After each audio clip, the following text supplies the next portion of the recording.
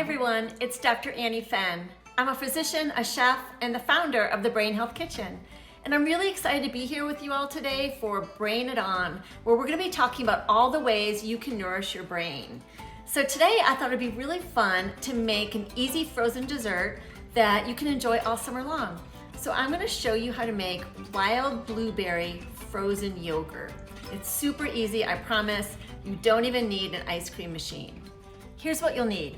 3.5 cups of frozen blueberries, 1 cup of plain unsweetened yogurt, a few tablespoons of maple syrup, and just a tiny pinch of salt. Now, you can use any kind of blueberries you want. I'm using wild blueberries from the grocery store, but you could also use regular blueberries, you could use blackberries, you could use berries that you brought home from the farmer's market and that you froze yourself. Now make sure that your yogurt is super cold, right from the fridge, and make sure that it's unsweetened. I'm using a plant-based yogurt because I love cashew milk yogurt. I don't want you to have any yogurts that contain added sugar because there's gonna be plenty of sweetness from the blueberries, number one, and number two, added sugar is just not good for your brain. So what you're gonna do is get out a food processor. You could also use a blender, works completely fine. Add your blueberries to it. Add your yogurt.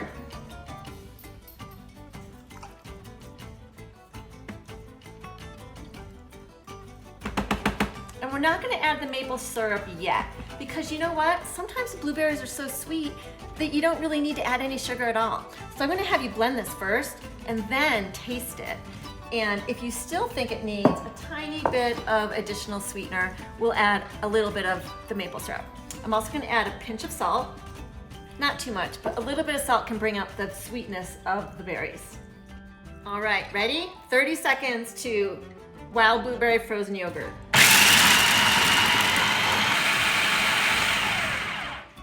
I'm gonna stop and scrape down the bowl a little bit. Oh, it's looking really good. And there you have it, wild blueberry frozen yogurt. So easy, just a couple ingredients. And everything in this dessert is good for your brain. From the wild blueberries that provide fiber and flavonols, especially anthocyanins, which are super brain healthy phytonutrients, to the yogurt, which is a good source of protein, as well as probiotics that will help you cultivate a healthy gut microbiome, which your brain loves.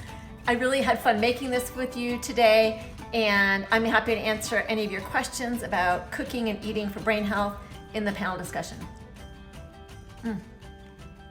Really good.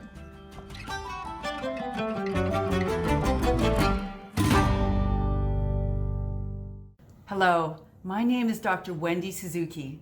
I'm a professor of neuroscience and psychology at New York University, and I'm so looking forward to participating on the panel called Keeping Your Neurons Firing, part of the Brain It On event on June 24th, sponsored by Hilarity for Charity and the Women's Alzheimer's Movement.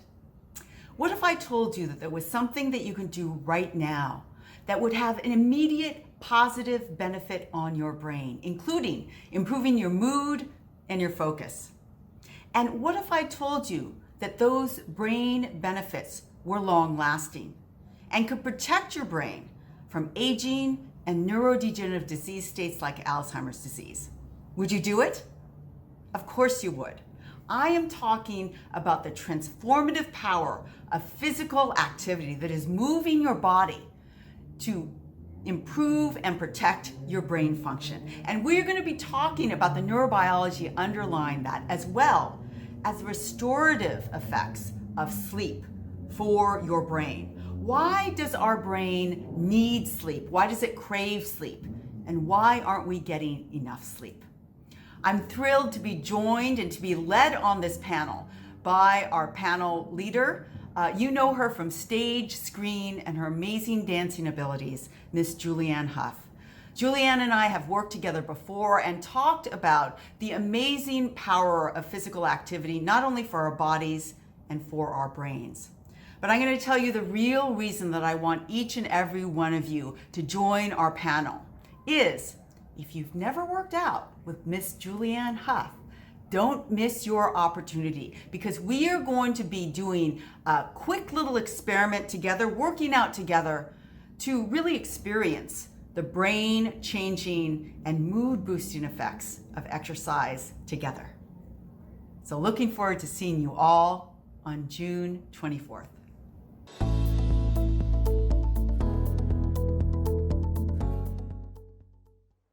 Hello, my name is Deb Glasser, and I'm the head of the U.S. Alzheimer's franchise here at Biogen.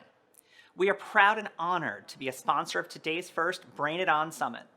Thank you to our friends and colleagues at HFC and the Women's Alzheimer's Movement for your commitment to brain health education and for your amazing work in the fight against Alzheimer's disease.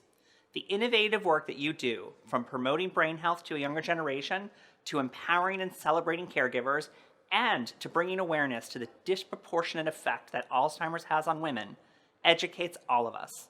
As this group knows better than anyone, Alzheimer's is a complex disease, and it will take all of us working together to address this major health challenge. On behalf of the team at Biogen, thank you. We could not be more proud to work alongside you. Hello, I'm Ivan Cheung, Chairman of Eisai Inc., a global pharmaceutical company that for decades has been committed to the creation of new treatments for Alzheimer's disease and the advancement of holistic ecosystem solutions for the Alzheimer's community. Thank you for joining the Bring It On event led by the Women's Alzheimer's Movement and HFC. Today's activities focus on the importance of early interventions and lifestyle modifications to help live a brain-healthy life. Eisai is proud to be a sponsor and stands as a willing partner with the Alzheimer's disease community in our efforts to help eradicate Alzheimer's and related dementias together.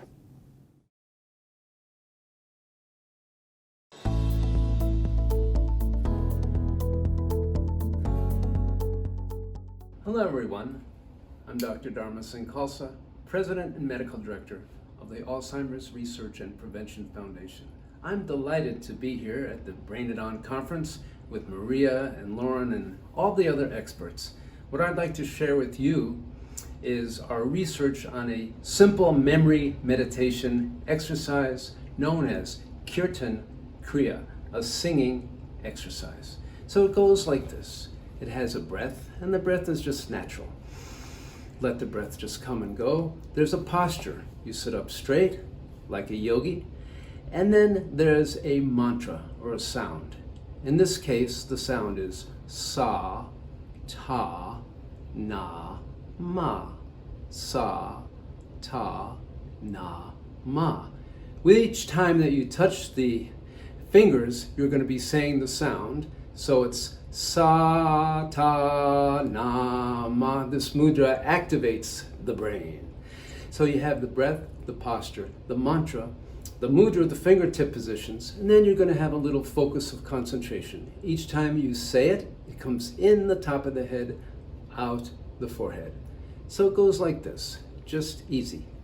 Sa, hands, remember, on the knees. I'm just picking them up. Sa, ta, na, ma. Sa, ta, na, ma. Sa, ta, na, ma. Sa, ta, na, ma. Silent.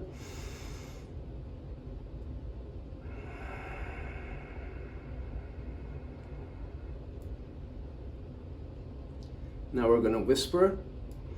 Sa, ta, na, ma. Sa, ta, na, ma. Sa, ta, na, ma. Sa, ta, na, ma. Then you inhale at the end of the 12 minutes. Bring your energy up, up, up. Excellent. To find out more, please go to alzheimersprevention.org, and I just want to remind you, this little memory meditation can prevent and reverse memory loss. It can create a lot of positive changes and create inner peace and spiritual fitness. alzheimersprevention.org. I'm Dr. Dharma Singh Khalsa. Thank you very much.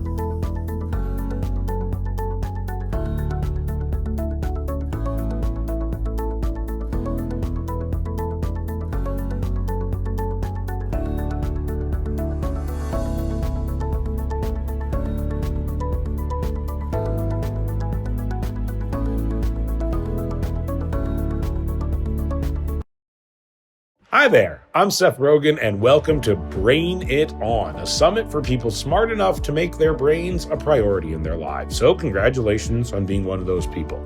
Today's event is being hosted by HFC and the Women's Alzheimer's Movement and features incredible experts, scientists, and doctors who will share information on how to help you improve your brain health and prevent Alzheimer's. You will have the choice of joining one of 4 breakout sessions focusing on nutrition, exercise, the power of mindfulness, and what women need to know about their brains. And just because we believe in having fun, we have some special non-geek guests as well, including Apollo Ono, Liz Hernandez, Julianne Hough, Rocco DeSpirito, and more. Best of all, you have 2 amazing hosts, Maria Shriver, founder of the Women's Alzheimer's Movement, and my wonderful wife, Lauren Miller Rogen, founder of HFC. And now, let's brain it on.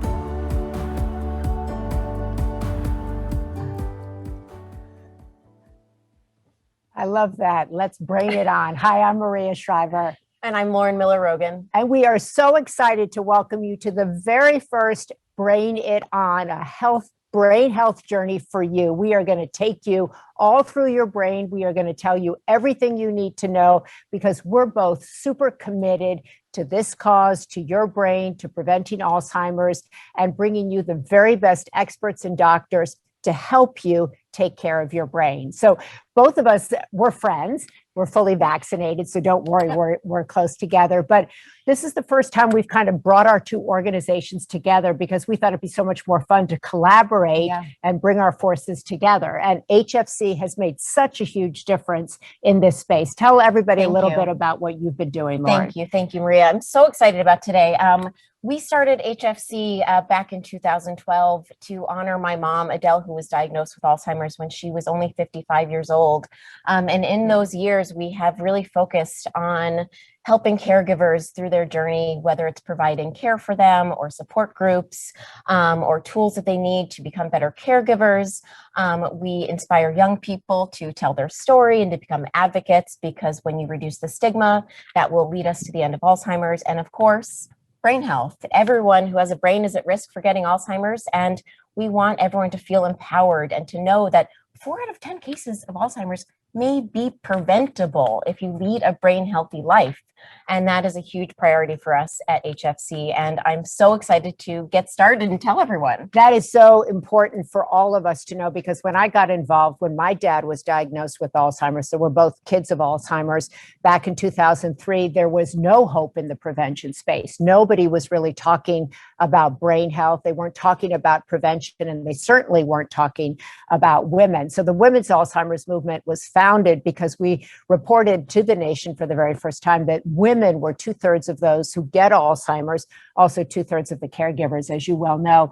And WHAM wanted to find out why that was. Why does a mother like Lauren's mom get it at such an early age? So we've been funding research and trying to support caregivers in this space and educate people about what they can do about their brain health to begin their brain health journey in their 30s, their 40s, their 50s, 60s, and 70s. It's never too late to get going, which is why we wanted to bring the very best experts to you today. It's never too late to embark on this journey. And it is a journey. We've both been on it. We're not only out there kind of trying to educate people and inspire people, and Seth and Lauren, I want to say, have brought so many young people to this cause. Oh, thank you. We're trying. It's never too early to start taking care of your brain. And I think that there are so many young people who have been touched by this disease, whether it's as children or grandchildren of people who've had the disease. And something you mentioned a minute ago is you want to take action. You want to feel power over a disease like Alzheimer's, which can often leave you feeling powerless. Right. And learning about your brain and how you can keep it healthy has given me so much energy in this journey. And it's such an accessible thing that you can do. You can actually do it. Yeah. And I've been to some of the events that Lauren and Seth put on. They bring humor into this. They bring hope into it. And we try to do the same with the Women's Alzheimer's Movement. And I firmly believe that if women were really focused on this disease, we would be the catalyst to find a cure for it. Because when we put our minds to something like this, no matter what it is, we get results. And that's why we're co-anchoring this special. This is my great co-anchor. Trying my best to keep up with the pro. She was like, as long as you lead, I'll follow. I'm like, okay, no, I'm going to follow. You're the actress, so you're the director too. But we also want to thank so many great sponsors came together to put on this event, so you can come to this event for free. We have over 5,000 people who signed up. We have the best doctors and researchers and activists and advocates. And you saw some of the people who are moderating these breakout panels. We tried to bring you the very best so that you could attend this. And we also want to ask you to support these organizations by donating. Yes, we want to ask you to donate. So you go BRAIN 91999. Now, did you get that? I may have spoken that too fast. You go BRAIN 91999, and you can donate $1, $5, whatever you can afford, whatever you think might be helpful. And we want to say that anything you donate is really helpful, and that we're going to actually pick 5 people from the people who donate to join us for the after party after we all break out for these sessions. And then we kind of come back together and talk to the moderators about what they learned. And that's what's so exciting is so many of these moderators wanted to be involved because they want to learn. They want to be on the brain health journey with us. So that's what's super exciting. Yeah, no, I'm so excited to hear what everyone has to say. And the truth is, living a brain healthy lifestyle can make you feel better. I feel good when I get good sleep and when I exercise and when I eat healthy and when I keep my brain active. And these things are not things that have changed my life in a negative way. They've made it better, and it is so doable. And I'm just really every time Seth and I start talking to people about what they can do to keep their brain healthy, they lean in, they listen. They're like, oh, I can do something here. And there's so much good information, and I'm very excited to tell everyone about everything. Yeah, and what's exciting, as I was saying, that having been involved in this for many decades before, it was kind of dark, and now it's hopeful. As I said, we're talking about prevention. We had big news in the Alzheimer's space a week ago with the Biogen drug that was approved by the FDA. They're one of our sponsors on this. You heard from them at the beginning here. And a lot of researchers that we're talking to are saying that they're hoping that that might open the gateway to more drugs that are in the pipeline. There might not be one exact drug, but there might be others. And it might be a combination of everything you learned today. And there might be other things that are in the pipeline tomorrow. So we want to thank them for sponsoring, and also Asai also joining us as a sponsor. Once again, they sponsored this so that all of you could attend for free. And all of the people who are on the panels, moderating the panels, have donated their time, their expertise, and their efforts to make this the best possible summit. So we're going to braid it on. We're going to start talking to 2 people that are really instrumental in our lives, who have been really at the forefront of this disease. You know one very well. I do, Dr. Richard Isaacson from the Weill Cornell Alzheimer's Prevention Clinic. He's both guided Maria and I on how to take care of our brains. He is a bit of a nerd, but that is lucky, and you'll see why, and he'll laugh at me for saying that. Well, he collects cell phones. He's not going to like that. He's also a new dad, so I'm going to talk to him about that. Also, Dr. Marie Bernard, you see her there. She's been a great friend to the women's Alzheimer's movement. She's at NIH. She has a big new title. She's leading the charge for diversity, and she is going to bring us up to date. Let me begin with you, Dr. Bernard. Thank you, first of all, so much for joining us. Thank you for your leadership at the NIH, and thank you for everything you have done in this space. Tell me right now what you're excited about when it comes to brain health, Alzheimer's prevention. What's new? What's cutting edge? Well, thank you so much for inviting me. And yes, this is an exciting time. As you alluded to, a decade ago, we really didn't have much in the way of good news. We didn't know a lot about the things that contribute to the development of this illness. We didn't thus know what you might do that could be helpful to prevent it. And you certainly didn't have much in the way of things that could be potential treatments. And that is very different now. A decade ago, a little bit more than a decade ago, you basically had to die and have an autopsy for it to be sure that you have Alzheimer's disease. Now we have wonderful means of looking into the brain and seeing changes even before people have symptoms. We're beginning to find means of checking for Alzheimer's from looking at spinal fluid or looking at blood or looking at other things. We are learning all sorts of things about the factors that can seem to be associated with the development of Alzheimer's and other dementias, just as you've been talking about. And yes, the FDA approval last week of a new drug that targets amyloid that gathers in the brain. That's a new development, and we're going to have to watch how things go forward with that. The FDA is calling for additional analyses, and it'll be very interesting to see how that all plays out. So it's an exciting time.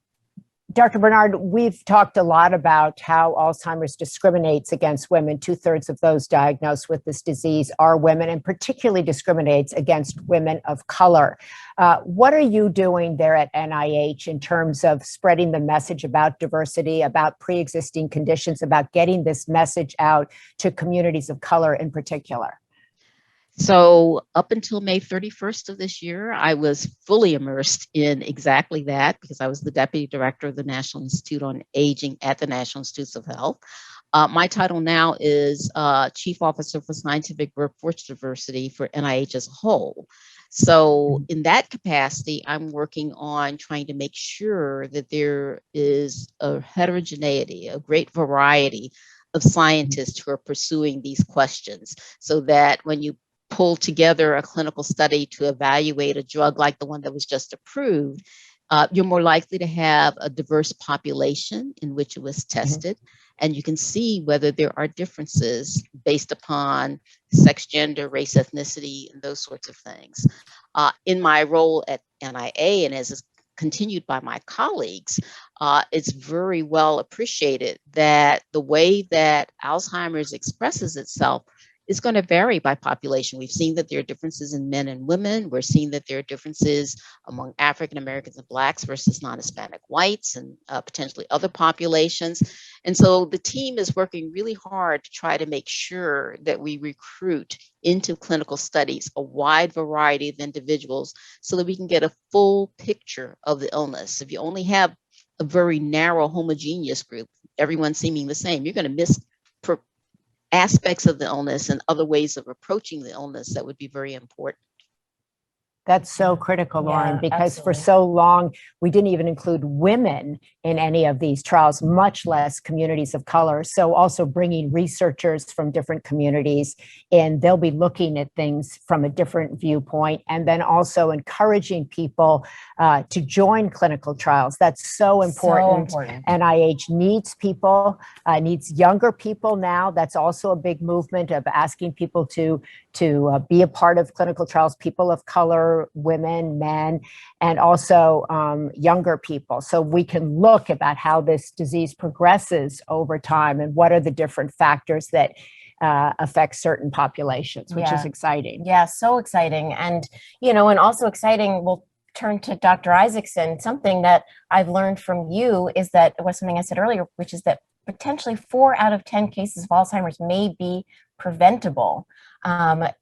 We're going to dive into these things as we go on throughout our day, but maybe you can give us an overview of prevention of brain health. How does someone get started?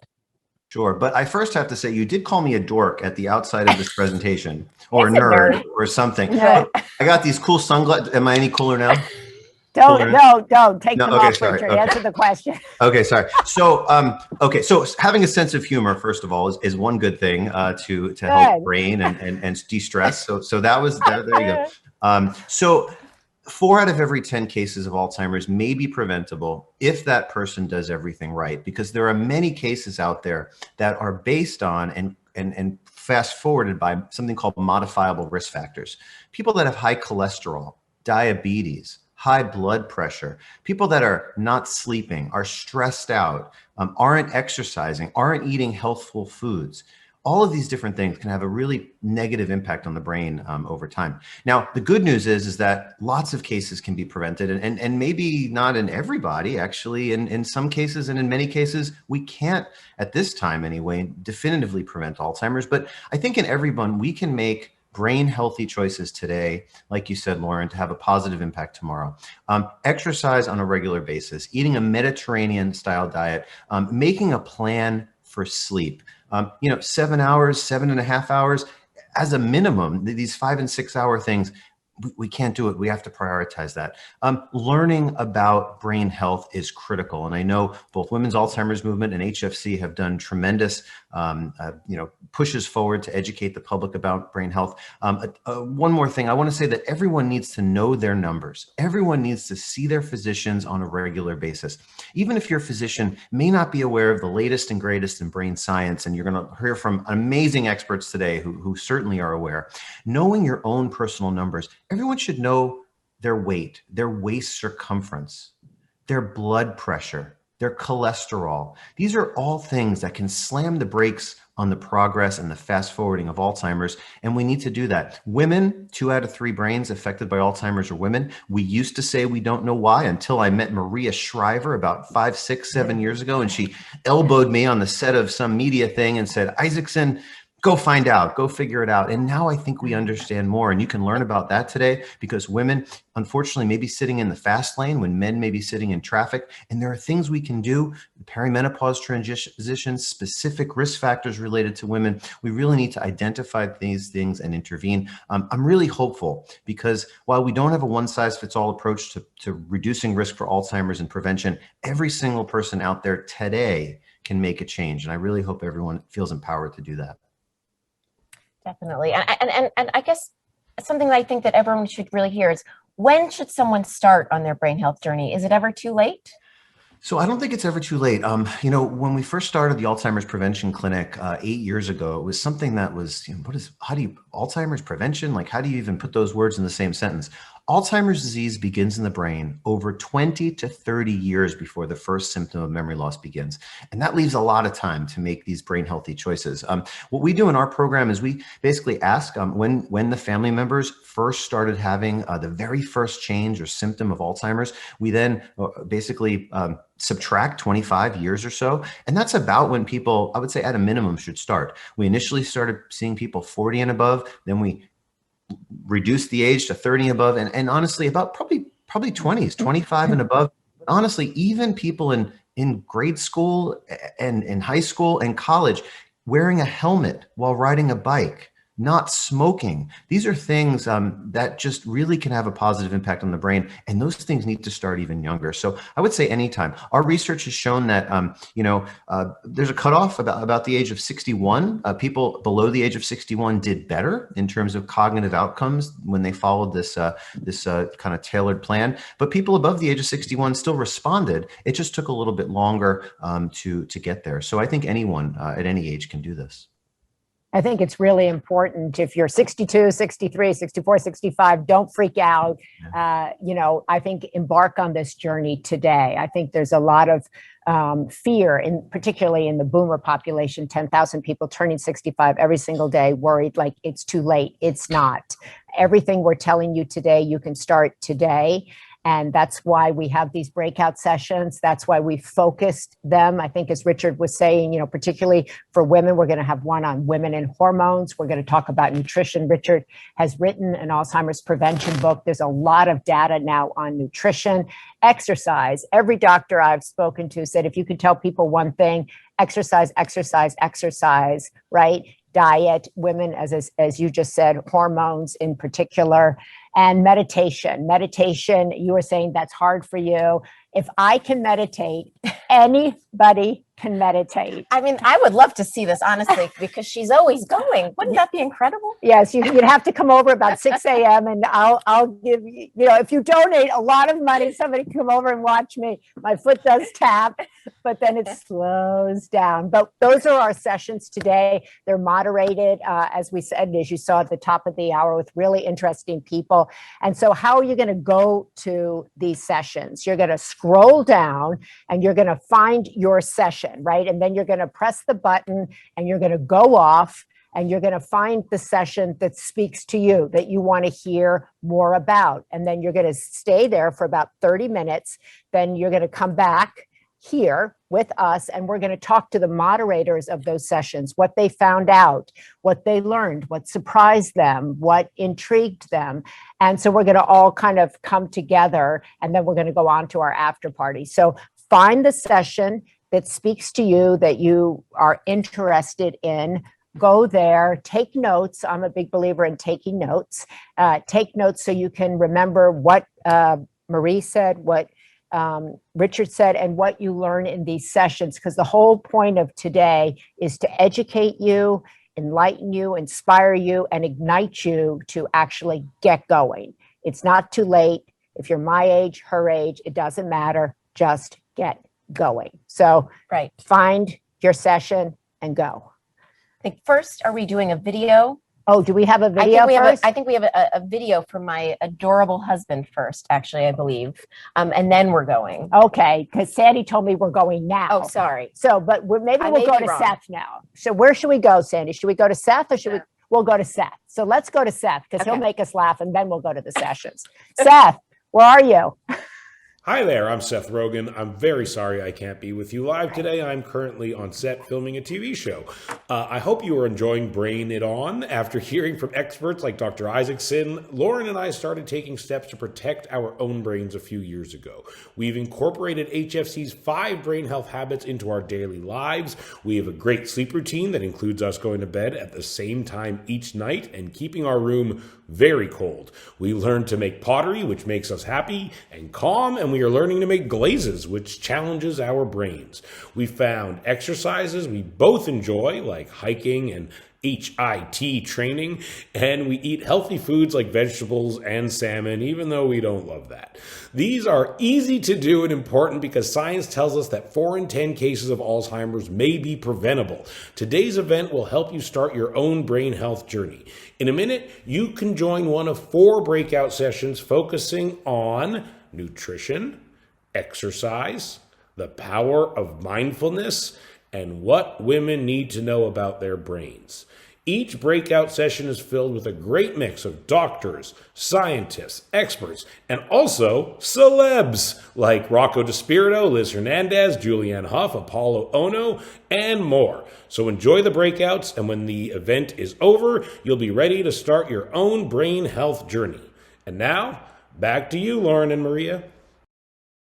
Even if you don't like salmon, you're eating it, right? We are. Well, I like salmon, luckily, but they're definitely, it's the salad for me, and I really have to try. But I do it. But green leafy vegetables, not my favorite, but they're important. So I like make my it taste good. vegetables. Salmon, I have tried in every incarnation. Cannot get it together, but I keep trying. Okay, so now you're going to go to that orange Join Now button, and you're going to go to the session that you signed up for or that you're interested in, whatever you want to do. They're all great. They're all interesting. And then we'll come back here and talk with all the moderators of those sessions so you'll be able to hear what happened in the session that you didn't go to. So there you go. The breakout sessions are beginning now. Go to the orange Join Now button that is next to your choice and press it. And boom, I guess you'll go in there.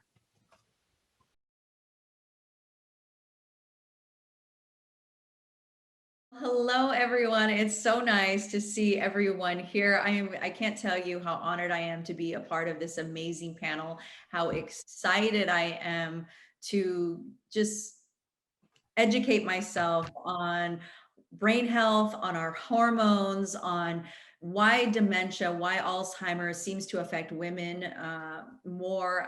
My mother was diagnosed with early onset at the age of 64, and it was a heartbreaking journey. And I made the decision once I went through this that I was going to be an advocate for dementia. And so I always said to myself, if I could just prevent anyone else from experiencing this, from the heartbreak of just knowing the warning signs so that you could make earlier decisions, I would definitely do that. So it is just a pleasure to be sitting here with Dr. Britton, Dr. Caldwell, and I don't want to mess up any names, Dr. Mosconi. Thank you guys so much. We were actually chatting. I want to like call you all by your first names because we've already been in here. Course. We've been having lots of conversation. I think I'm going to even sign up to do some pre-measurements about, checking my brain health. And I'm just so excited. I just want to hurry up and get this conversation going because we only have a limited amount of time and I want people to get as much information as they can. So I'm going to start with you, Dr. Britton. Go ahead and introduce yourself and what your specialty is. Yeah, so I lead the Center for Innovation in Brain Science here at the University of Arizona. So hello to the Kelly Rose in Tucson. My interest has really been, why are women at greater risk for developing Alzheimer's disease?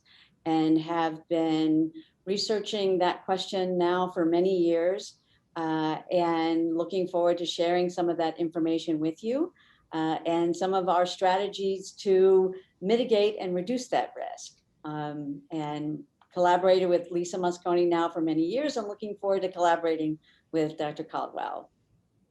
Dr. Caldwell, I'll have you go next. I'm Jessica Caldwell. I'm the director of our brand new one-year-old Women's Alzheimer's Movement Prevention Center at Cleveland Clinic in Nevada. I am from Michigan. I see we've got some Michigan people in the group, so yay. My research has always focused over the past 6 years on sex differences in Alzheimer's and specifically how men and women's brains look different when we're at risk and then when we get the disease. And now I'm focused on prevention, what works for women in terms of changing your lifestyle and what women like and will continue to do in terms of lifestyle change that we can sustain. And Dr. Mosconi? Hi, I'm Lisa Mosconi. I'm the director of the Women's Brain Initiative at Weill Cornell Medicine in New York City. I'm also associate director of the Alzheimer's Prevention Clinic, also at Weill Cornell. I'm an associate professor of neurology, neuroscience, and radiology, which is interesting to me because my background is really nuclear medicine, so brain scans. We do a lot of brain scans for preventative purposes, and I have been beyond blessed to be working with Dr. Brinton for quite a few years now. I started out when I was still at NYU, and we continued our collaboration as I moved through Cornell, and that's been absolutely wonderful. We're looking to work with as many women as possible. We always encourage participation in research. We've been trying to get Liz to sign up for our studies. I am super excited about it. And your sister, if she wants to join us, that would be wonderful. We do hundreds and hundreds of brain scans, and we just published a new study that Maria's team suggested we talk about with Dr. Brinton.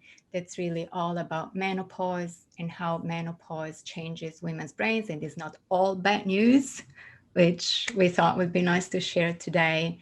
And my research is really all about understanding how brain health plays out differently in women and in men. We also really care about the men in our studies, but our focus is really unapologetically on women's brains. Amazing. I want to get right into it. Let's talk about brain health, hormones, and I want to talk about early menopause because already, if you can just explain what's happening to the brain just in the shift when you're not having to worry about dementia and Alzheimer's yet, just that simple shift of hormones and estrogen. So that's where we really started our research, was trying to understand what happens to the brain during this transition. And essentially, menopause is like puberty. It's, you go in and it takes a while for this transition to happen. And then when you come out of that transition, you're different. And we typically think about menopause as around reproduction. But menopause, perimenopause, that period of time before, and menopause is really all driven by the brain. Your brain controls this entire reproductive system. And so it's a remodeling project. It's a remodeling project on the brain. And like any remodel, lots of it is just fine. And then there's always that 10%, maybe 15% that's just not fine. And what we have found is that the brain can undergo what we call an energy crisis. And how we respond to that energy crisis is critical. And why that's so important is the brain is an energy hog. It's like from here down, we're a Prius, from here up, we're a Hummer. And so when there is a decline in the brain's ability to generate sufficient energy, the brain will immediately suffer. And that first signs of that that problem with energy is in cognition. The kind of behavior, the cognitive function that you're doing right now. You're listening to me, you're whirling around in your brain, trying to find, hey, that sounds familiar. And now you're generating a new connection. That's very energy demanding. Yeah. So that's kind of where we've been. And now we're developing strategies to promote health and sustain health in the brains of women. So in looking at that, what are some of the actions we can take as the brain is beginning to change? I mean, what are things that we really have to look out for? I know for women, like obviously our estrogen levels are starting to go down, or the brain's trying to, talk to the ovaries like, hey, where's the estrogen at? And then the brain gets mad because it's not getting the normal hits. So what do we as women have to do to make sure that, are we eating foods that are high in estrogen? Are we needing to drink more water? I mean, I'm just shooting in the dark here. Exercise. What can we how can we help ourselves as we go through a second puberty, so to speak, but now it's menopause. It's like puberty in reverse almost, right? Yeah. So I'm just going to quickly make mention that work that we have done and others have done has shown that women who have elected to receive hormone therapy have a reduced risk of developing Alzheimer's disease. Right? Not all women want to do that. And part of what women's concerns are is essentially, well, it might be great for my brain, but I have this concern around breast cancer. So one of the things that we did is we listened to women, right? And we're now developing a safe and effective alternative to estrogen therapy that works like a great estrogen in the brain, but not in the breast. So promoting brain health and protecting breast health. So we're hoping to have that development come publicly available in the near future. But I also think that in addition to this, both Dr. Caldwell and Mosconi have really defined a lot of what we can do to sustain brain health over this transition. I'll interject here just super quickly. If the clinical trial that Robbie just mentioned starts as soon as we hope, we will love participants for the clinical trial. So this estrogen formulation that is very protective of your brain and your breast and your ovaries at the same time, hopefully will be a clinical trial really soon.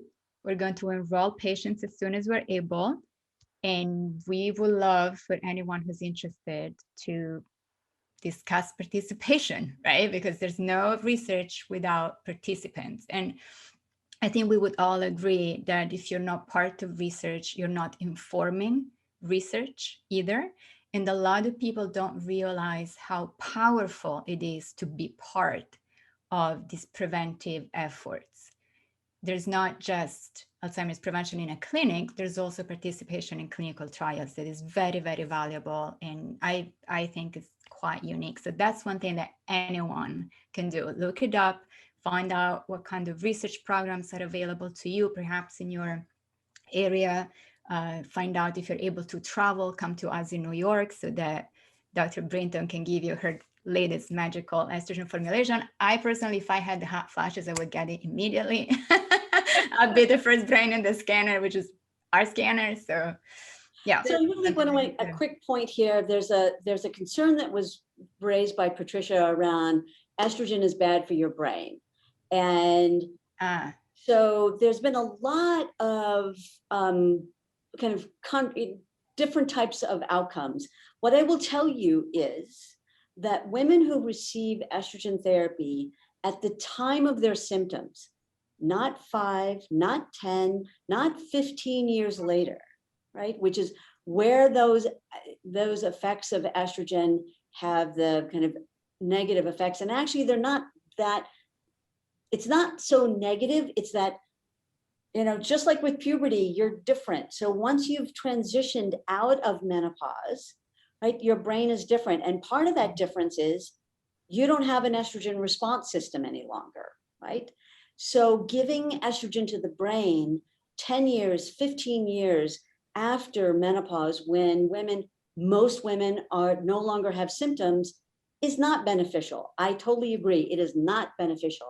It's beneficial when you have symptoms of estrogen deprivation, which is something that Liz was referring to, and Lisa, when you have hot flashes, when you have mood disturbances, when you are clearly going through this transition state.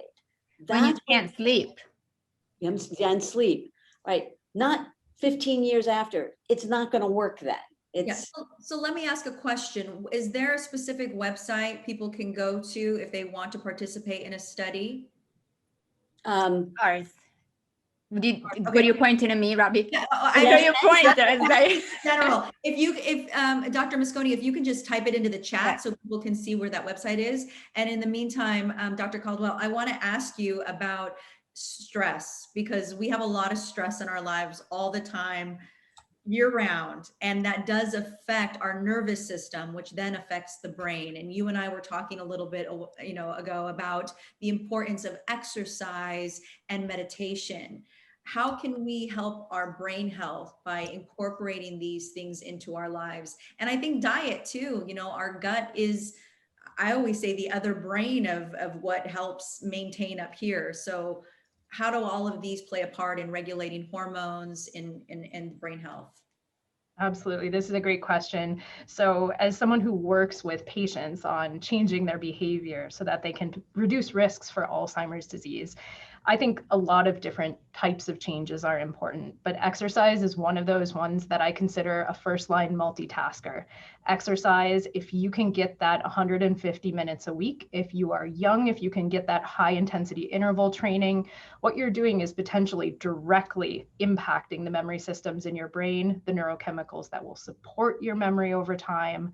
But you're also doing more than that, because exercise positively impacts other things that are risk factors for Alzheimer's. So it can be an important tool to have if you have medical risks like diabetes and hypertension. It can decrease depression symptoms, and of course, it can decrease stress. And stress is one of those things that's not on our list of direct modifiable risks for Alzheimer's, but we know if it's chronic, it's not good for the brain, and it's specifically not good for the hippocampus, that region that's important for new memory formation. And another thing about stress is I think of it like a roadblock. So if you have chronic stress in your life and you're at midlife, and sometimes you can't change it, you might have kids, you might be taking care of parents, you might be working 60 or 70 hours a week. You can't remove it. But if you don't address it, then it's going to be very difficult to really live a healthy prevention lifestyle if that means a lot of change for you. Stress can be a really big hurdle at the front of that. And it's important to really take steps doing things like exercise, or meditation is another one that we recommend all of the time, because it really is something that can be helpful in the moment if you're stressed. And if you do meditation regularly, and I'm talking about even 5 minutes a day, you can give your brain a little bit of practice letting go of things that are going to support your chronic stress response, like those thoughts about what's going to happen tomorrow. What did I just do at that last meeting? Did I do it right? And if you can separate from those things better, you can help yourself respond better neurochemically to the stresses that maybe we can't take away. Yes. What kind of meditation do you do? Mindfulness. So I'm a big proponent of mindfulness meditation. I'm very biased. It was a big topic of research in my grad school lab. So I know that it changes your brain. And I know that if you practice it over time, it can really give not only stress response benefits, but kind of perspective shifts in terms of, for example, compassion. And one of the things I think women could really use at midlife is self-compassion, because like we've been talking about puberty and menopause, I think from a psychological perspective, are times when the world isn't always very nice to us about what that means for our worth. And so having another way to kind of reframe what your worth is at that time, I think can be another totally different kind of benefit. I completely agree. I also practice mindfulness meditation. Like, how do you like Jack Cornfield? That isn't the one that I'm familiar with. Yeah. Well, see, now you have two options, one. Liz. You were asking, right? You were like practical tips. So two different forms of mindfulness or insight meditations. Two scientists practice that. Dr. Brinton, do you practice meditation? Actually, I wouldn't call it meditation, but what I do practice is connecting with spirit, connecting with being present of, I can't be grateful enough throughout the day and seeing the silver lining. So it's not kind of that mindfulness, but I do my kind of spiritual gratitude like I do my interval training. It's like, I think it's so important that we are mindful. I mean, this is what my company Wordiful is all about, because it started basically, my mother started to lose her speech and she was only left really with two phrases, and it was, I love you and thank you. And it showed me, one, the power of our words, but two, the power of our self-talk. And Dr. Mosconi, what you mentioned, and even Dr. Caldwell, is that self-compassion, that self-love, that self-talk, because that does affect our brain, whether we realize it or not. If we are hard on ourselves, if we're always critical of ourselves, if we're not paying attention to that inner voice, it really does direct our lives and how we care for ourselves. I do want to talk a little bit about, and selfishly, I'm going to ask this, for someone like myself, and I'm sure there's other people in the audience who maybe have experienced this, when you've had a parent who's had Alzheimer's, is there other precautions or other things that we need to be mindful of, that we need to be paying attention to? Obviously signing up for research is really great, but in my everyday life, what do I or other people that it's a possibility that it's hereditary, or it's a possibility that it's not? I think even with my mother, she was the perfect storm. She had high blood pressure, she had thyroid, she had a hearing issue, and it's so wild because just recently during the pandemic, I experienced sudden hearing loss in my left ear, and I panicked and I thought, oh my God, I'm going down the same path. And I just, we have to talk ourselves off the ledge a lot of times. We forget a birthday and we think, oh my God, it's happening. And I think that could be really, again, the stress levels that we put on ourselves. So I'm going to jump in here to address that question, Liz, and then hand it over to both Lisa and Jessica. So we did a study in really trying to address the question, can we identify women at risk for Alzheimer's disease when they are still healthy? And what we discovered is that women who maintained metabolic health, nobody had type 2 diabetes, nobody had cardiovascular disease. So we looked at a group of 500 women, all who were healthy, all within this 50 to 65 age range. And what we found is that there was a group of women who were metabolically well controlled, and they had the highest cognition. There are women who were at risk for hypertension, cardiovascular issues. They had a decline, but not statistically significant. When we looked at women who were at the edge of being, having metabolic syndrome or type 2 diabetes, they were still in the normal range, but they were on the wrong end of normal. They had significant decline in their cognitive function. Now, when we looked at who was actually driving that statistically significant decline in cognition, it was women who had the ApoE4 Alzheimer's genetic risk factor. But that genetic risk factor was distributed evenly across these, all these groups, these three groups. So what it told us is that having the ApoE4 gene, it's a risk factor, but you had to have the risk factor plus, worrisome metabolic function, that you were on the edge. And now all of a sudden what that means is that you can come back from the edge. So you can come back from the edge. You can mitigate that risk.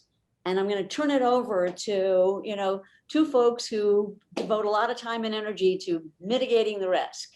I want to jump in really quick. Is that the theory that we can turn our gene on and off depending on our lifestyle and good health, eating habits and exercise? So no, you're not turning it on and off. It's on all the time. The difference is that you can essentially reduce the impact of that genetic risk. There are lots and lots of people who have the ApoE4 gene, right? And they don't develop Alzheimer's. Why? Right? But I think Liz is talking about epigenetics.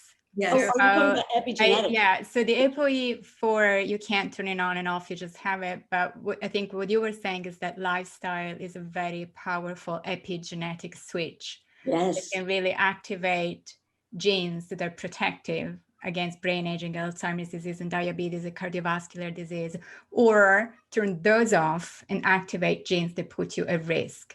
And to Robbie's point, and I'm sure Jess would probably mention that too, it's really important to address any medical conditions that can potentially have a negative impact on brain health and also exacerbate whatever Alzheimer's disease predisposition. And the key ones are cardiovascular disease, diabetes, obesity, and I would say metabolic dysregulation, like metabolic syndrome, which is what Robbie was talking about. That's a really important thing. And the way you mitigate these risks, not necessarily pharmaceutical, but it could be, but there's also a very strong lifestyle component, right? Jess, you mentioned exercise. Meditation, I don't know if it helps in this case, but diet, I'm a big proponent of eating healthy for your brain. And I think the bottom line is that trying to eat more plants and less animal foods, perhaps fish, right? I mean, we like fish. Fish is good for your brain. But plants contain antioxidants, they have fiber, they have phytoestrogens, which you mentioned before, Liz. It's something that can have a regulatory effect on your hormones as well. These are very important things. And then stress reduction, Jess mentioned that. I think exercise also helps reduce stress at the same time. Sleep is something Robbie really did not want to talk about. We're going to mention it. Jess, more. We have more. No smoking. I'm sorry. Oh, I was going to say the effects of smoking, how Dr. Britton was saying it affects women more than men. That's right. But smoke also, did you mention it live, Robbie, or was it before? It was before. The smoke is so specifically bad news for women's brains, right? It impacts women much more than men, right? Yeah, and also, I mean, smoking is an ovarian toxin, is the number one risk factors for early menopause. So that really should not be a thing anymore, right, Jess? Yeah, and I totally agree with the things that you're saying, and I wanted to just go back to this idea of how worried should I be and am I at risk? And just for those folks out there who haven't heard some of the numbers around this, that having just a single person in your family with Alzheimer's, it increases your risk about 20 to 25% above someone with no Alzheimer's in the family. It's a very similar number if you know you have one of those risk genes compared to someone who doesn't have the risk genes. 20 to 25% is not 85 to 95. It's not 100%. This is not, having that family history is no guarantee, even if the person who has it is exactly like you. One of the things I commonly hear is, but I am my mom. You know, we have the same face. We have the same thinking style and personality. We have the same nose. None of that is genetically linked to your Alzheimer's risk. So just to have a little bit more hope and just know that actually having a good outlook is associated with better cognitive aging. And if I can encourage you and kind of encourage that better outlook with reframing how you think about having a risk that runs in your family, that can be something that you can do right now as well. Yeah, I think that's, again, going back to that self-talk, is we can almost make ourselves sick. You know, we put on that chronic stress of, I already know what my future holds, and therefore I'm almost talking myself into it. You know, it's you've got to see yourself as a unique individual, and how can I care for myself? How can I take preventative actions? I would love to know just from all of you, just more preventative actions that we can take, or things that we need to avoid. I know, you know, all of us think that we're doing ourselves a favor by having a glass of wine at the end of the night to unwind. You hear so many, red wine is good for the brain. Is it really good for the brain? I need to know. Maybe that's not the first one. It's good for mood. Yeah. So there's been some questions that have come up in the chat, which I think are very important. And so there are modifiable risk factors. We've talked about that, sleep, and our diet and exercise, our mindfulness, our reduction in stress.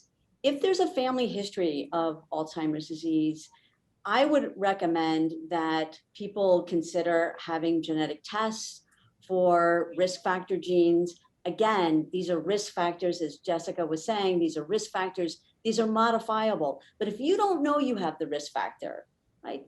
So could that knowing influence your choices? And I think that's the reason that people might want to have those genetic tests done, is to influence your choices.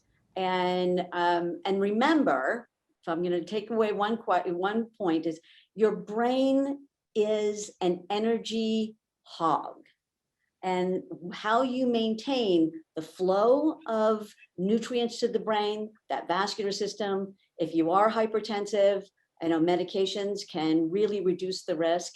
If you're developing type 2 diabetes, the first organ to be affected by type 2 diabetes is going to be your brain, because your brain needs that glucose and it needs to utilize that glucose.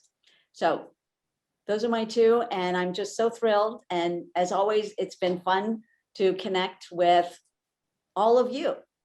Thank you guys so much for your expertise. Dr. Caldwell, Dr. Mosconi, do you have any final words? We have about 1 minute left till we have to join Maria and Lauren. So any final words would be great. I would just say stay socially connected, reach out to those friends, and stay cognitively active. Don't withdraw. Give yourself a challenge, learn new things.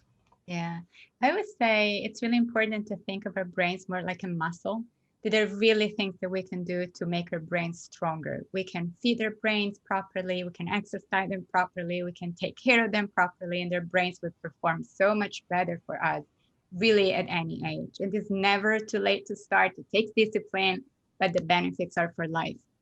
Absolutely. And shout out to Sonia. She said she's 93 years of age, and community and her family have been a big help. That is beautiful. Oh, great. Yeah, I will see you all in the other room with Maria and Lauren again. Dr. Britton, Caldwell. Thank you, Liz. Thank you, ladies, for your expertise and your work in this field. It is beyond appreciated. Thank you all for being in this chat with us, and we'll see you over in the other room.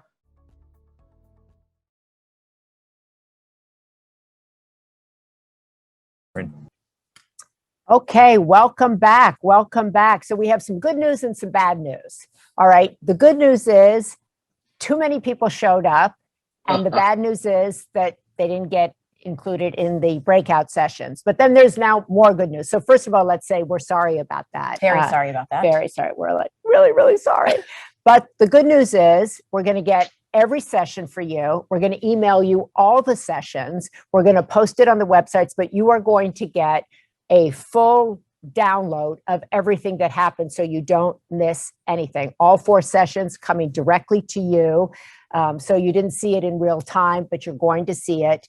And we apologize for that. But it just tells us that everybody wants to find out about these 4 areas and they want to go on a brain health journey. So we're excited about that, but bummed that everybody couldn't get in. Yeah. But we have appreciate the patience, and we, have our amazing moderators joining us. That's right, we do, because they're going to tell us what happened in their sessions, and they had to handle people not being able to get in. So bravo to all 4 of them, and we're so happy they're all joining us. We were able to listen in. We did listen in. Yes. And heard some good stuff. And I feel like there was a lot of really good, useful information shared. That was the whole point. So we want to welcome back Juliana Ho. We want to Rocco DeSpirito, Liz Hernandez, and Malika Chopra, and all of them are experts in their space. So Julianne, let me start with you because everybody knows you from Dancing with the Stars, and you've also just started a whole new company, and you're really into brain health and exercise. What surprised you about your session? First of all, thank you so much for doing it. But what surprised you? Well, thank you for having me. And yes, that's exactly what I'm passionate about. The holistic approach of how we move our body and how that directly affects our brain health and the building of new connectors. So we had an incredible panel of Dr. Wendy Suzuki, a neuroscientist. We had Jen Zients, who focuses on the cognitive fitness and the cognitive health. And then, of course, Apollo Ono, the most decorated U.S. Winter Olympian, speed skater, and also my Dancing with the Stars partner. And it was just an incredible conversation of learning about neuroplasticity and how we can build new connectors in our brain, the function of movement, our positive thinking, our emotions, and how that really affects the new growth cells. And then, of course, we had this really beautiful immersive breakout at the very end that Dr. Wendy Suzuki led us through, where she got us up all on our feet. We were saying positive affirmations while moving our body. And it was just amazing to watch this neuroscientist who is just living her best life, having so much fun, and showing us what is possible. We can be very thoughtful and conscious about how we're dedicating our function to help our brain, but it doesn't mean that it has to be boring or hard. It can be really fun. And in fact, the more emotion, the more excitement, the more creativity that we create, it helps build those new brain cells. So it was just beautiful and amazing. And thank you for letting me be a part of this and share. Oh, are you kidding? We're so happy because you're just such an inspiration to so many people. I watch you and I'm like, in my dreams, in my wildest dreams, could I move like you? But I know you've really been, I think, involved in this space, trying to urge people that it's not just about moving your body, but what that does to your brain, to your mood. And you've been talking to researchers and scientists, and you have a new company called Kinergy. But did you hear anything in there today that made you step back and go, wow, I hadn't thought about that. I didn't know about that. I think one of the things that I recognized in my life was that dance has been a superpower.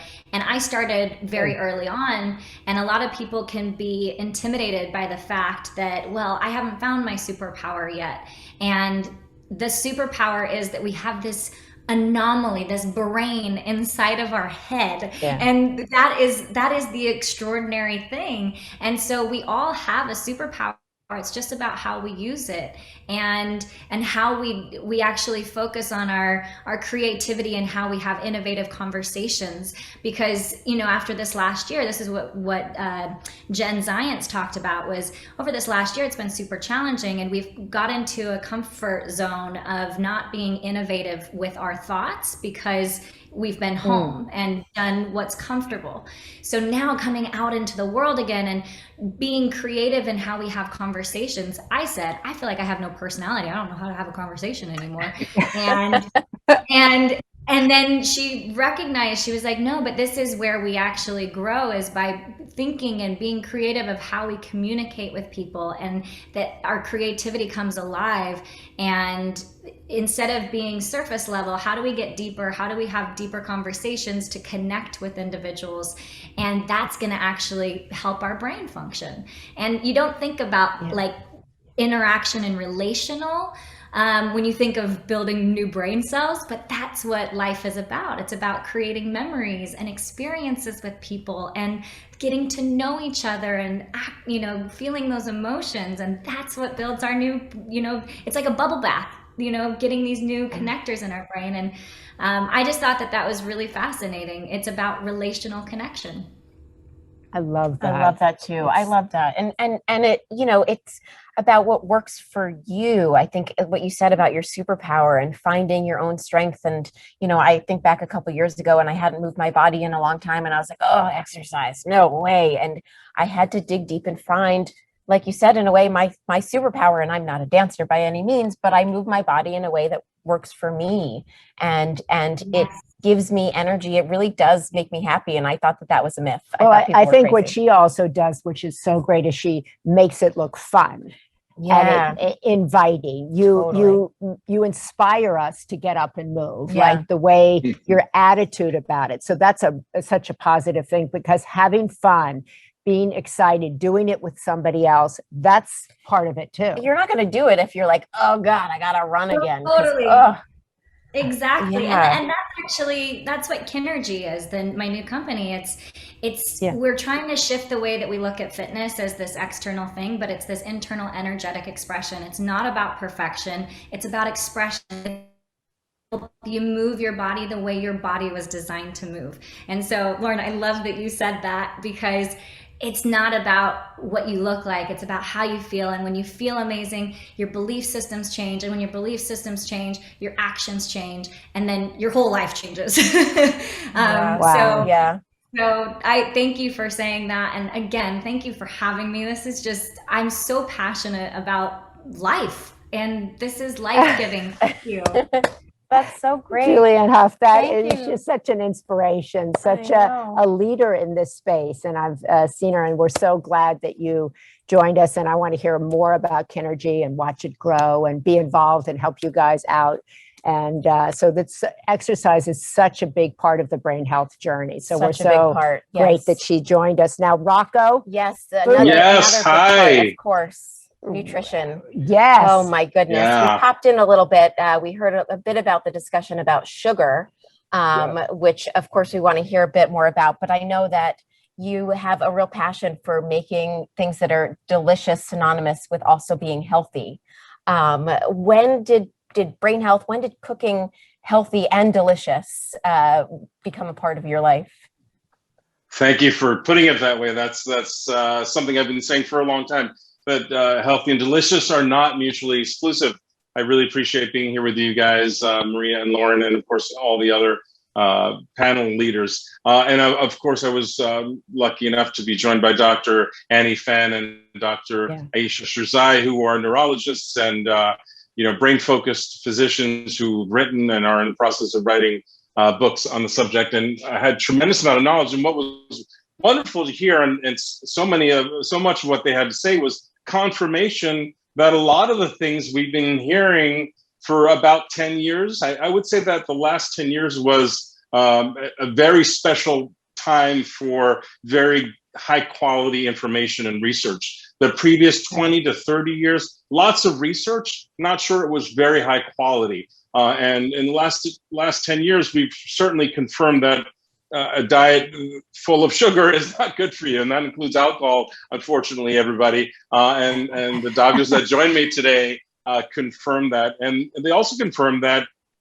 living a Mediterranean lifestyle with a plant-based diet is still the best way to go. And I felt that way for a long time. I watched my mother, my grandmother, all of my ancestors live a long, healthy life with high cognitive function till the end, in most cases, who ate a mostly plant-based diet. So it was great to hear that. And it was also fun to hear them not tolerate excuses. There were at least 50 questions from the audience. And, we heard the typical, I don't have time, I don't know, I don't know. I live in a food desert, and they had solutions for all of those situations. There are solutions for all the complications that we face in life. And just like Jules' superpower is movement, if you can cook even a little bit, that's another superpower that will really help you live a longer and healthier life. So if you're thinking about learning how to cook a little bit or learning how to make good food choices, this is a really great time to do it. It's never too late. Rafi, did anything that either of them say surprise you? We came into the sugar is sugar is sugar is sugar, get rid of it. I was a little surprised by that. Yeah. I've been a proponent of coconut nectar for a while. It's very high in fiber, very low on glycemic index. So it's got a low sugar impact. It comes with a lot of the fiber that they spoke about being so important. And, at the end of the day, there's a certain amount of, glucose that you consume when you consume any sugar. I was happy to hear that they support monk fruit and stevia. I've been a fan of both for a long time. There's still a tremendous amount of confusion when it comes to those two ingredients, confusing those with lab-made chemicals that appear to be natural sweeteners but aren't. And I was surprised to hear that coconut coconut butter was not their favorite fat. I happen to love it for both external use and internal use. It's great as a beauty product. It's great as a food ingredient. But Dr. Shazai said no. to coconut nectar, Oh, coconut butter and bummer. coconut nectar. I don't think I Yeah. knew that one either. Right. I'm Just going to a have to go no, back no, and do no. more research. Yeah. Yeah. Yeah, I think that I like what you said, Rocco, the last 10 years, we were talking originally, I was saying so much that's out there right now didn't exist when I was Lauren's age. And really in the last 10 years, we're talking about nutrition, food as medicine, and food as being able to reduce brain fog, improve mood, focus, deal with type 2 diabetes in particular. How have you changed your own diet? How do you approach food differently based on what you're learning? About 15 years ago, I had an issue with declining health, and I had that talk that everybody has with their doctor. Luckily, I was still in my 30s, and I had to have the big breakup with sugar. You know, it was a tough breakup. There were a lot of tears. It was definitely a toxic relationship, and that includes alcohol. And listen, I still have my troubles with it, but getting rid of sugar and sugar-based snacks and simple carb-based snacks is an absolute must first step. Unless you're a triathlete or a dancer or someone who's burning 5,000 calories a day, there's just no need for it, no use for it. Our bodies can't process it. We can't use it as fuel. We're going to store it as fat. It will cause brain fog. It will cause neurodegenerative diseases. You know, I think, like I've said in the past, if you've had a toxic relationship with a human being and felt the benefits once you've gotten rid of that person and know how it feels to be emancipated from that relationship, you'll feel the same with sugar. It'll feel immediately better. So give it a try, even for a day, you know. Okay, I've talked to a lot of people in this space. No one has equated it with the toxic relationship, but that's helpful. That's helpful, Rocco. I'm going to give it to you. I guess so. We'll look at it that way. Sometimes I'm like, but I can't let go. I love you, sugar. I love you. But he's right. Sometimes the doctor has to do it, or your kid or someone who loves you has got to say, you know, no, stop this, right? And I think we're hearing a lot, certainly in this whole COVID period, we're hearing a lot about mood, about brain fog, and kind of people are beginning to equate some of that with their food and what they eat in the morning and how they're able to concentrate, and also getting kids very early on a nutrition program that helps with their learning, that helps with their attention, that helps with their brains. Yeah, right? and an active lifestyle. You know, the opposite of a sedentary lifestyle. We've all been sedentary for a long time now, and I think we've all forgotten a little bit what it's like to be moving all the time. So getting back to that lifestyle quickly, I think we can all agree will have a positive impact. I also really appreciated that both Dr. Shazai and Fen live in areas where they can forage local ingredients, and they talk about local, but they also talk about cooking a lot. They both cook a lot, and their favorite foods was pizza. They both eat a lot of pizza. So if there ever was a need for proof that healthy and delicious are not mutually exclusive, two neuro focused doctors, one's a neuroscientist, one is originally an OB/GYN doctor, but is focused on the brain health now, agreed that pizza is probably a great food to start with and part of the Mediterranean diet. I thought that was very surprising to me, but super fun. That's great news. That's the best thing I've heard all day. Yeah, break up with that toxic sugar guy and start dating pizza. Find the pizza person. We're gonna thank you, Rocco, so much for You're welcome. Superpower in the kitchen. We have a superpower dancing with your body from these two extraordinary individuals. I have to say, I'm looking for a different superpower, but I'm hoping that maybe eventually I'll have one of those. And we have somebody else. And of course, we have Liz Hernandez, who's joining us. She is a journalist who has prioritized brain health in her life.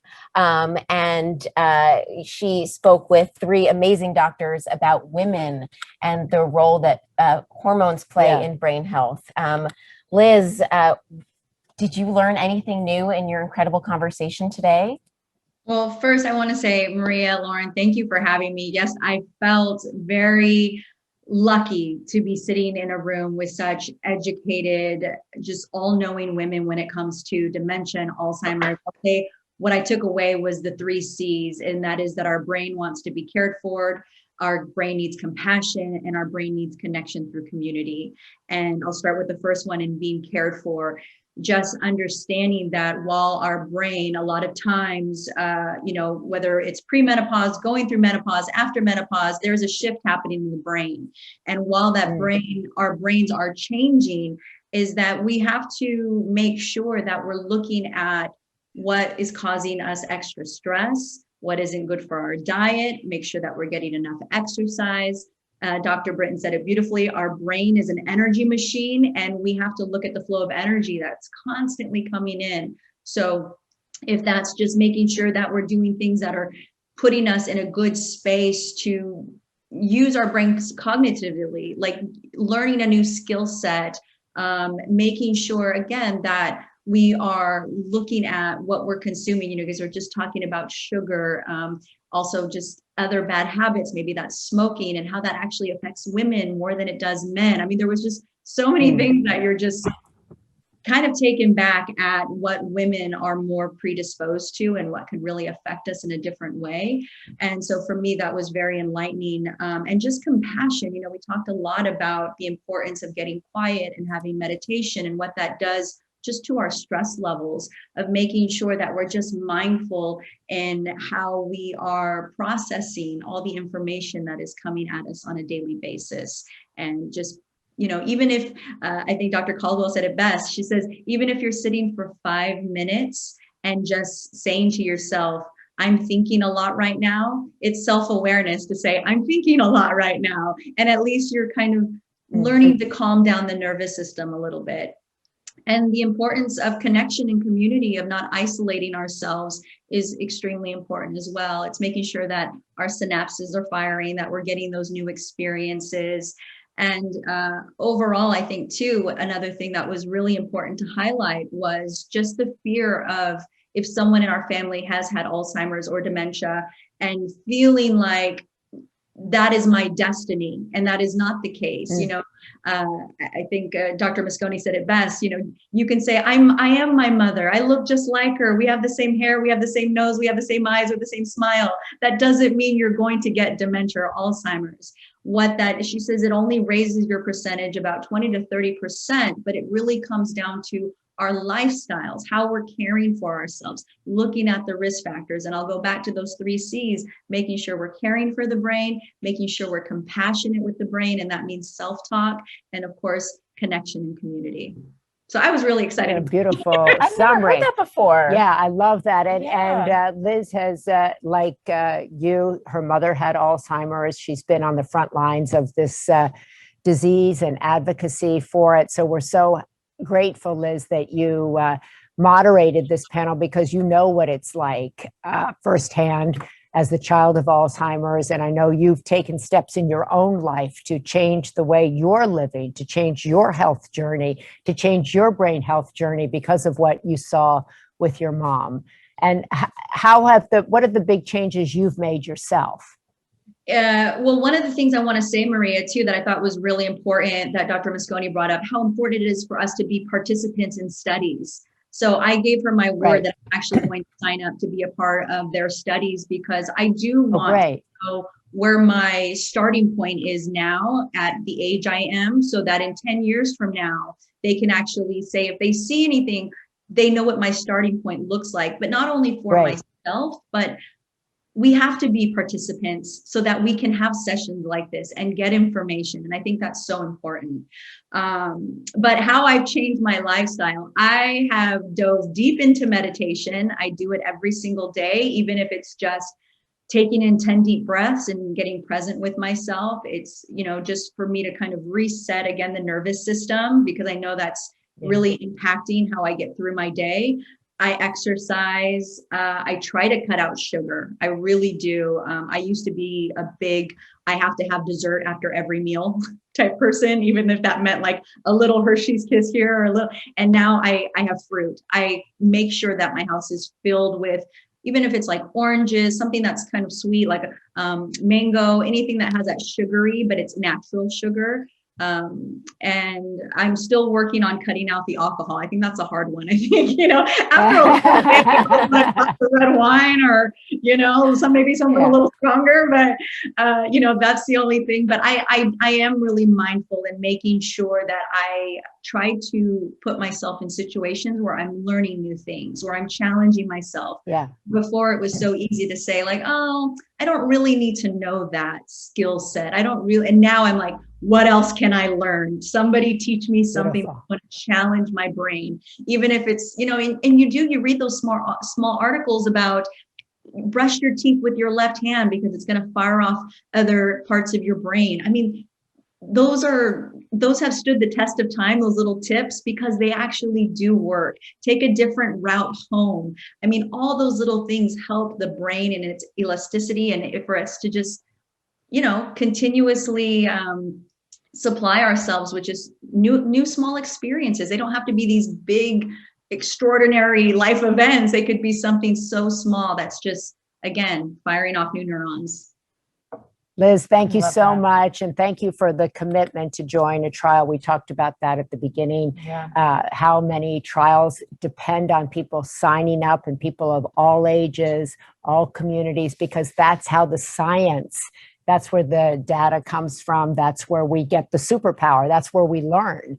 And so thank you so much for doing that. And thank you for being the advocate and activist you've been in this space, and I know you will continue to be. So thank you so much.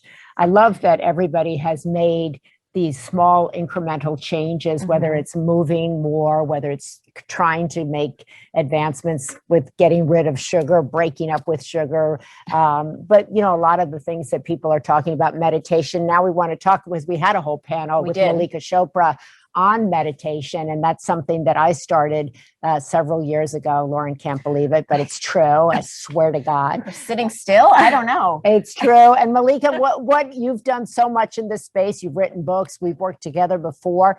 Anything surprise you in your panel? It was an amazing panel. So one, thank you for including me. Such an honor. We had Dr. Dharma Khalsa, who is one of the experts on integrative medicine, Lakeland Hogan, who really focuses on caregivers, and Dr. Karen Epps from Emory University, who's also working in particular with nurses and African-American communities.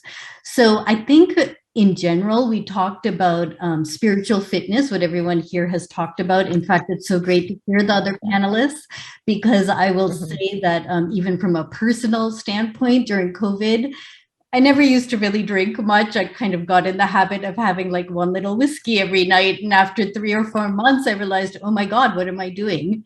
And it's about being kind of self-reflective, forcing myself to exercise and move. So I think we've gone through 1.5 years where we all really have to reflect. And that's where meditation and these practices come into play. Maria, you're a great example actually of someone who says, oh, I can't sit still, but sometimes it can be as simple as taking a deep breath in and out. And that's what we tried to do as we began this session and ended the session, because so much of this is about practice.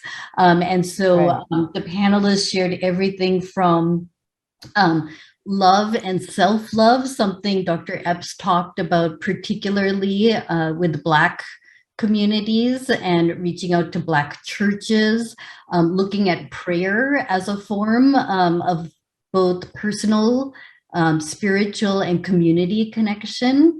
And, all of those levels affect, obviously, our brain health and overall health.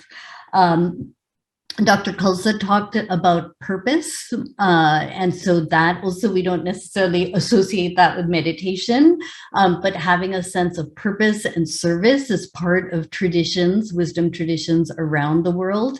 And so we can always add that to a meditation practice. And then Dr. Hogan actually talked a lot about self-care for caregivers, for nurses. and the importance of support groups, asking for help. So while the conversation was around meditation, faith, and emotional well-being, it really incorporates that holistic, integrative lifestyle. And I loved Dr. Kozel uses this term spiritual fitness.